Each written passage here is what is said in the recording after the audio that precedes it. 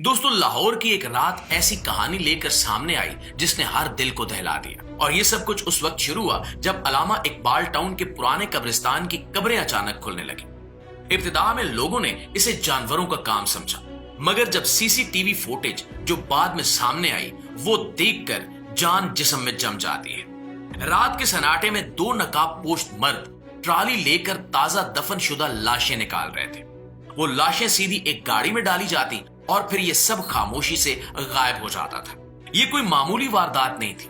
रब नवाज और अकरम नामी मर्द दिन में मामूल के गोरकन होते थे, मगर रात के वो इन्हीं कब्रिस्तानों में वापस आते और सिर्फ 10 से 15 मिनट में लाशें निकालकर ट्राली में डाल देते थे। उस रास्ते से वो लाशें एक सफेद सुजुकी बुलान तक पहुंचाते, जहां एक औरत रुखसाना इंतजार करती। रुखसाना की नजर हमेशा लाश की ताजगी पर रहती थी।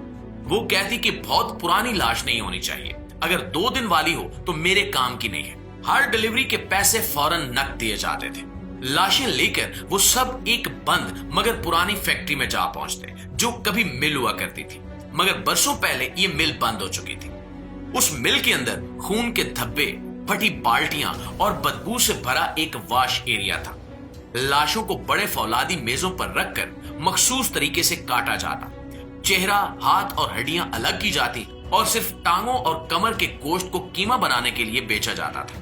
प्यारे दोस्तों, वो गोश्त फिर एक सनती किस्म की कीमा बनाने वाली मशीन में डाल दिया जाता, जहां चंद सेकंड में वो आम कीमे जैसा बन जाता था। इस कीमे में थोड़ी सी मुर्गी की चर्बी या भैंस का गोश्त मिला दिया जाता ताकि बू और रंग तब्दील हो जाए और आम आदमी इसको पहचान न सके। उस कीमे को पैक करके स्याह मोटे प्लास्टिक के थैलों में बंद किया जाता और किसी थैले पर कोई नंबर या कंपनी का नाम नहीं होता था। हर थैले में 7 से 10 किलो कीमा होता और रोजाना सिर्फ 3 या 4 थैले निकाले जाते ताकि सप्लाई का पैटर्न मशकूक न लगे। ये बैग आमतौर पर कम कीमत वाले शादी हालों और छोटे खाने पकाने वालों तक पहुंचाए जाते, जहां कीमत जबरन और सवाल किए बगैर नकद ले ली जाती थी। कुछ जगहों पर ये कीमा कबाब, कोफ्ते और नमाजी स्टाइल के सालन में इस्तेमाल होता और 2 मखसूस जगहों पर ये निहारी के पेश में शामिल होकर लोगों के पेट तक पहुंच जाता था। और प्यारे दोस्तों, ये कार्रवाई सिर्फ चंद हफ्तों की बात नहीं थी। तकरीबन 8 माह तक ये नेटवर्क खामोशी से चलता रहा। कब्रें मुसलसल खुल रही थी और मकामी लोग शिकवा कर रहे थे, मगर जब शिकायत बढ़ने लगी तो पुलिस ने निगरानी बढ़ा दी और कब्रिस्तान के अतराफ सीसीटीवी कैमरे लगवा दिए गए। उससे फुटेज ने नकाबपोशों, ट्राली और सुजुकी की पहचान को मुमकिन बना दिया और ये इस केस का पहला बड़ा सुराग था। अब दूसरी जानिब कसाईयों और दुकानदारों की तरफ से गोश्त के मयार के बारे में शिकायत सामने आई। लोग बीमार हो रहे थे या गोश्त में अजीब बदबू आ रही थी। जब ये तमाम शवाहिद एक मकाम पर रखे गए तो मामला संगीन और मुनज्जम नटवर्क जैसा नजर आने लगा। रब नवाज और अकरम को कंट्रोल में रखकर दोबारा वही तरीके कार दोहराया गया ताकि रुखसाना और उसके साथियों को पकड़ा जा सके। जब औरतें मामूल के मुताबिक लाश लेने आईं तो पुलिस ने छापा मारकर उन्हें मौके पर गिरफ्तार कर लिया। फ्रीजर, पैकेजिंग, कैश ट्रांजैक्शंस और फोन लॉग जब्त किए गए। इब्तिदाई तफ्तीश में सब कुछ झिझकते हुए तस्लीम कर लिया गया।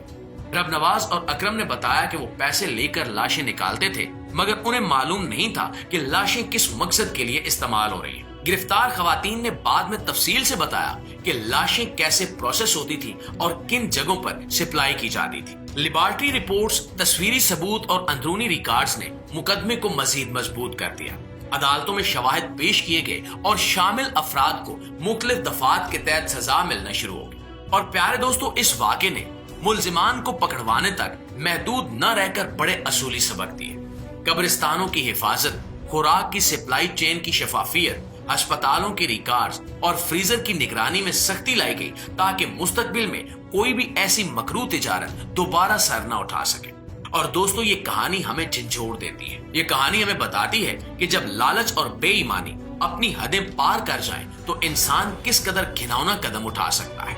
ये वाकया हमें याद दिलाता है कि एहतियात, शकूक और बाकायदा निगरानी ही अवामी सेहत और इखलाकी वकार की जमानत हो सकती है।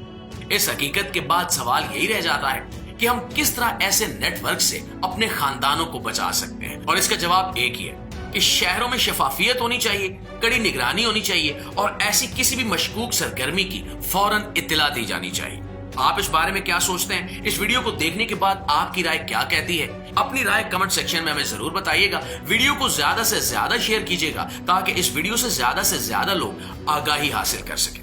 انشاءاللہ آپ کی خدمت میں حاضر ہوتے ہیں ایک نئی ویڈیو میں. تب تک اپنا ڈھیر سارا خیال رکھیے. اللہ نگہبان.